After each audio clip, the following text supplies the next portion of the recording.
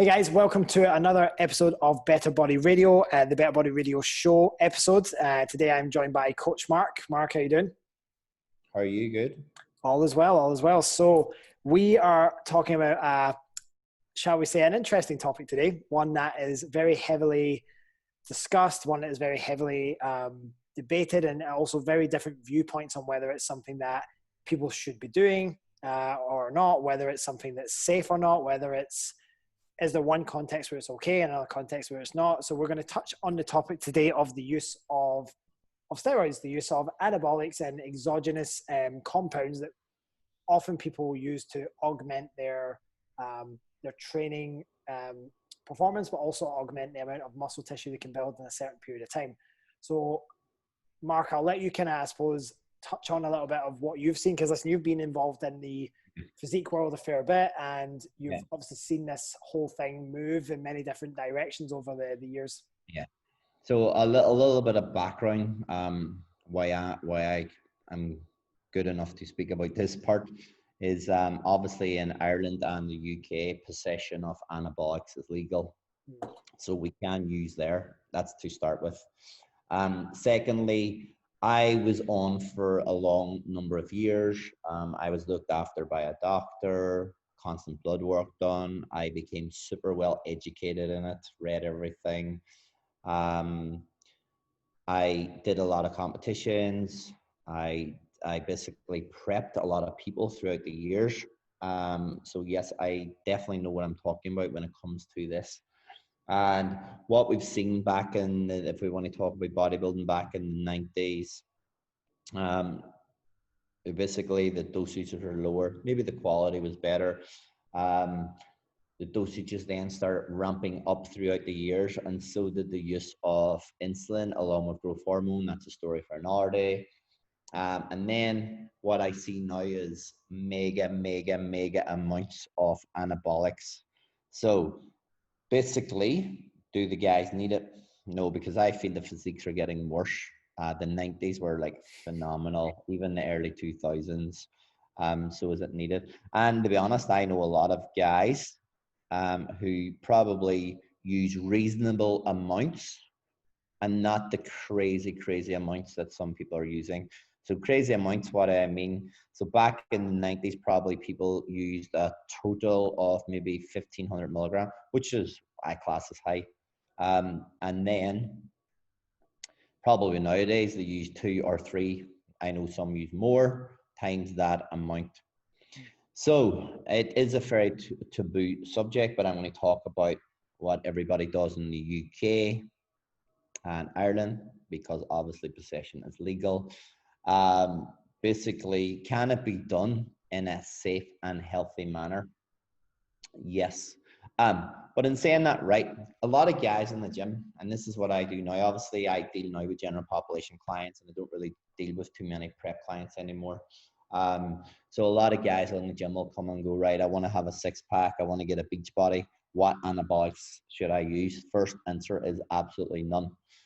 If you're going to compete in the stage and you've developed a natural physique for maybe 2 or 3 years, then you can think about it. If you're an adult, it's your choice.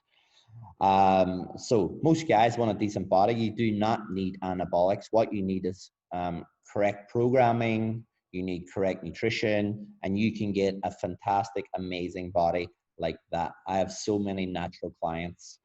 Then if someone has done a number of years, and if I was prepping anybody again in the UK side and they came to me, they says, Mark, I've trained for a number of years, how do I start and how do I start safely? Is yes, they need to ensure they get blood work done, super important, because you've got, like, you can use an optimal amount of anabolics. So obviously from the start, a complete beginner, and now there's some, obviously we know there's some amazing coaches in the UK, and these guys are absolutely phenomenal knowledge on how to keep people safe and healthy. Obviously, anybody has any questions after this, I am more than happy to give you advice on what I feel, or advice on what coaches I feel you should go to if this is something your goal to use anabolic safely. I'll not mention any names on here.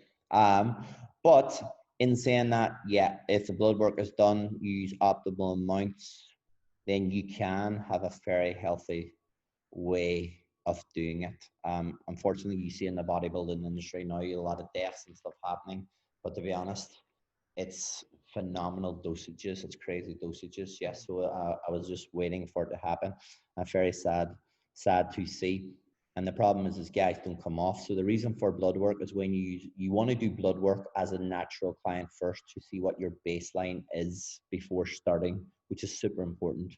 And then when you use for a certain period of time, say 8 to 12 weeks, then you will wait probably initially 6 to 8 weeks and get your bloods done again, see if you're recovered, then it's okay. The problem is guys are using phenomenal amounts now, crazy amounts, and they're not really taking any breaks. Maybe they're taking 4 weeks off and then blasting back on. So a lot of guys now are what's called blasting cruising. Blasting cruising means they're going on their anabolics for 8 to 12 weeks and they're cruising on TRT dosages. Now, TRT is something I'll touch on for men over 40, totally different. You have to remember when you use anabolics for the purpose of physique enhancement, you're using that takes your testosterone levels to super physiological levels. That's your in your baseline. You should be in here. It's above that line, and it can go really high above that line. TRT for men over 40, low testosterone can cause depression, obesity, diabetes, low sex drive. It's not good for your health having low testosterone. So if you have, like, I'm a fan of all men over 35 getting blood work done and going to see an endocrinologist, proper doctor who specializes in it. And if they need TRT, then they should use it because it will benefit their health. So using anabolics for physique enhancement is completely different than men over 40 or over 35 using TRT, which we need to distinguish when we talk about this. But then when it comes down to, yeah, guys competing, like, they can use it in a safe way, or should we say damage control. It's like someone drinking alcohol every week. If someone drinks maybe 2 or 3 glasses of whatever it is they enjoy, or there's someone that's absolutely smashing a bottle of wine, 2 bottles of wine at the weekend, or even worse, they're probably having a bottle of wine every night. Obviously, the more they're impacting by the higher levels and not having a break. So yeah, if you anything you want to add to that? No, it's all. I mean, it's all super interesting stuff for me because I'm in a position where I've never personally taken anything in the past, even when I was in Scotland, and certainly not here. I mean, first of all, like you said, it's not legal, but I mean, to, I suppose, address the elephant in the room, we know that people definitely use here. People are taking here. They are able to get access to it. Is that something we necessarily condone? Well, like you said, people are adults. If they want to choose to take risks, that's on them. I think a couple of points to cover there is the first one is, like you talked about, good coaches. And I think that's part of the problem often is that a lot of people are offering advice on this stuff without being a necessarily good and experienced coach first with the baseline knowledge. So often you get people who are not really that good at coaching, but then they're offering advice on something which is quite, like you said, unless it's done right and it's really carefully managed, i.e. people have done the blood work and done their, their due diligence to make sure, okay, this is where I'm at, this is where I need to get to, this is how to appropriately dose, etc. A lot of people are not doing that. You're getting a lot of these guys who have just went, like you say, gun-ho with these crazy high dosages, and then they're going in and saying to someone, well, I can help you with that. And all that is that's like almost a kind of a dual reflection of, well, I'm not a great coach in the sense that I probably don't provide a training program. I just do off the cuff stuff for people. I get people to do just reckless training, reckless nutrition strategies, like going crazy low, super early, like the whole shotgun at the barn door type approach. And so that then reflects in how they, I think the term I heard used is how they create their stack designs for people. It's just crazy stack design and crazy, like you say, super physiological dosages, but from the get-go, way beyond what they're capable of handling. And so, like you said, there are great coaches that I know of in the industry as well, and you do too. Some of the same ones who have incredible knowledge on this stuff, but they were also fantastic coaches to begin with. They were fantastic with the general population, fantastic with natural athletes. They then just so happened, with their own interest for the sport and for understanding that side of things, they then went and progressed their knowledge to that level.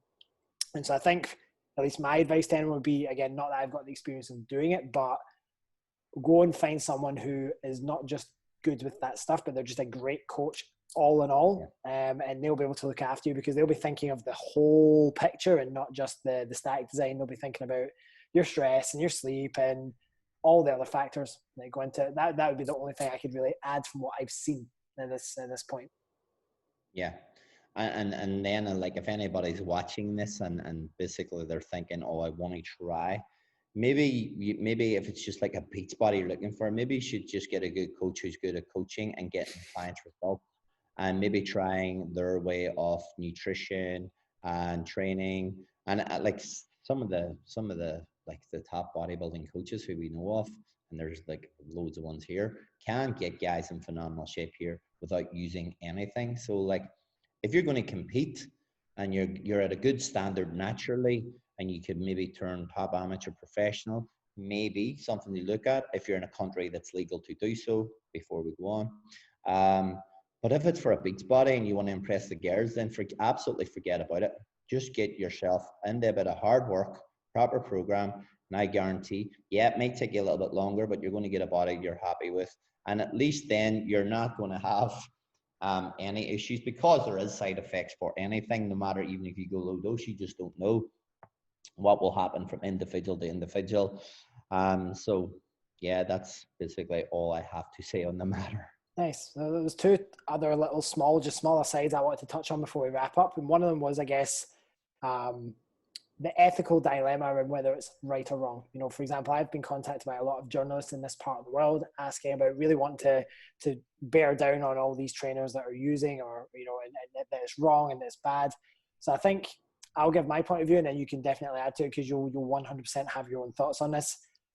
So first of all, is taking steroids or taking any form of anabolics or exogenous compounds right or wrong? I don't think it's as black and white as that. I think it's very much a case of people have their own individual aspirations and goals. And like you said, Mark, I think the problem is, and you see it a lot with the young locals here as well, who do manage to get hold of them, is that they just like, well, I want the results now. And they'll go and they'll do anabolics way before they've taken the time to really reach their genetic potential. They've even reached a certain level of saturation and muscle maturity in their training age and their actual age. Often the case, I mean, you get teenagers taking that stuff, which is just insane.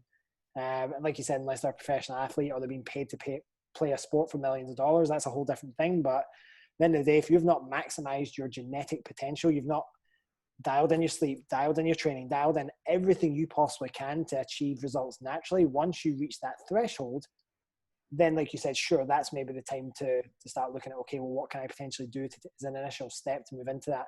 But I've seen it a lot, and you probably have even more conversations with people as well, like and Yeah. training and Like, yeah, I try and talk people out of it now, absolutely now, because their goal isn't to step on stage and keep progressing and be Mr. Olympia. And some of them don't even have genetics anyway.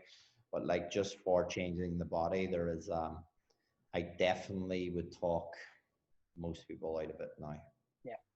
Yeah, 100%. Yeah, and I think Sorry. just whether it's right or wrong I think it just is going to come down to, I don't think it's right or wrong. I just think it's personal choice. People are adults. Like you said, is it harmful to our health? Well, everything comes with an inherent amount of risk. There's still a lot of research to be done, I guess, on anabolics. However, what I would say is that from seeing coaches who do it well, it's just funny how the coaches who know what they're doing very rarely have many issues, or at least they don't seem to report many issues with their clients. Their clients seem to have, like you said, pretty good blood work. They do things in such a way where they're able to keep health at the forefront of the thought process, while still kind of implementing the different stack protocols and things like that. So I think, is it not unhelpful? Well, I mean, you can speak from personal experience. You can definitely do it in a way that's maximizing your health, and you can do it in ways which are incredibly detrimental to your health. That just comes down to approach and down to choice. And is it right or wrong? I don't think, for me, I don't see an ethical dilemma with it. I just think it's literally down to individual choice. Yeah. Adult choice, individual choice. Are you in the UK? Are you allowed to use a possession? That's fine. Yes, if you're in the right place, in the right country. But yeah, completely agree with you. Cool. But yeah, I think that was just us wanting to just share our thoughts, because I guess you're asked it probably even more than I am, Mark, but people often ask, should I? Do you? I mean, I've been asked that God knows many times, especially when I got lean with Cal recently, and then I built back up to maintenance, and I was starting to get a bit fuller again. And literally, people see that you're a bit lean, you got a bit of muscle, and that's often, unfortunately, a thing as well. Is people think, "Wow, you've got a great physique naturally, you must be using." Or so they don't say you got a great physique naturally. They just think as soon as they see someone who's lean and has muscle tissue, they just think must be on gear. And I can tell you right now, as a natural trainee, that's the best compliment you can get when someone thinks you're taking something and you're not.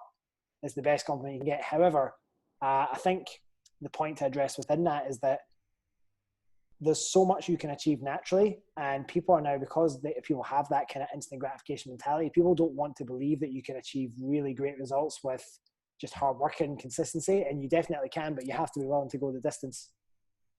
Yeah, and you're going to have to be willing to be patient, take your time. You're going to have to be willing to put a year in. Because I remember my first year of training, I was a little skinny wreck at 16, but I put on 24 pounds in the first year. So you could like really maximize gains in that first year, and 20 pounds of muscle would make you. Now, I'm not saying everybody's going to put that on. I was 16, I was growing, I was young, totally natural until I probably got to my early 20s. I don't use it anymore. I still am happy with my physique the way it is now without anything. I'm just almost as strong. I still feel I can make improvements without it. Yeah, that's it. Nice. It was a point I was going to have there, but it's completely skipped my mind. But we'll wrap it up there for the moment. So I think that was super interesting, and I think it's a topic that good to touch on early, and we can always refer people back to when they ask the question. Yeah, definitely. For sure. Cool. Yeah, right, guys. Thank you very much for tuning into another episode of Better Body Radio. So remember, the best way you can possibly support us is one of two ways. Either if you're not following us on social media, go over to Instagram and like us at Better Body Collective on Instagram and follow us, or certainly for supporting the podcast moving forward. The more people we can get in front of, the more good quality information we can get in front of those individuals. And so the best way you can help us do that is to leave us a 5-star review on your chosen podcast platform, is to drop comments in the YouTube comment section, interact with us, let us know what you thought of the episode. If you found this advice practical and useful, if it resonated with you in any way, then just please do let us know. But other than that, thanks again for your time, Mark. Okay, thank you.